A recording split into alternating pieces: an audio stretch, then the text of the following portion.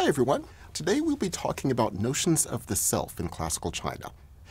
Notions of the self, how we become better human beings, and what the good life is all about.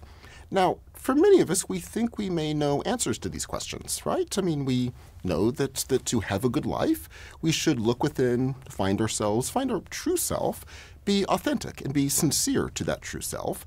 And if we do so, then of course we'll live a life according to who we are as unique individuals.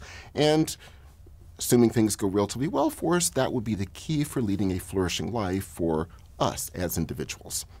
Now, taking that view, one would tend to assume, and you'll see many statements to this effect throughout the press, that China therefore represents kind of the opposite. And certainly traditional Chinese thought would represent as pure an opposite as you can imagine.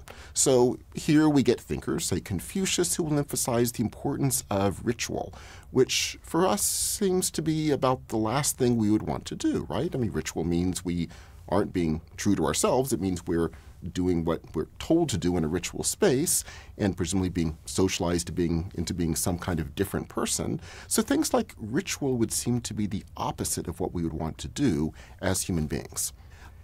Now, what I would like to do here is actually introduce some of these ideas, including, yes, ritual. And I'll be straightforward with my goals here. My goal is to try to help us think through these ideas and take them seriously from classical China. And what I mean by that is the following. I will not be asking you to agree with these ideas. Some of them will be very challenging. But I think one of the reasons we want to learn from other cultures and learn from great thinkers in those cultures is to allow them to challenge some of our fundamental assumptions. Whether they're right or wrong, or we're right or wrong, at least at the minimum, let's try to take them seriously and allow that challenge to occur. So to do so, what I would like to do is begin with Confucius himself. Confucius, someone whose ideas would seem to really push against some of our fundamental assumptions.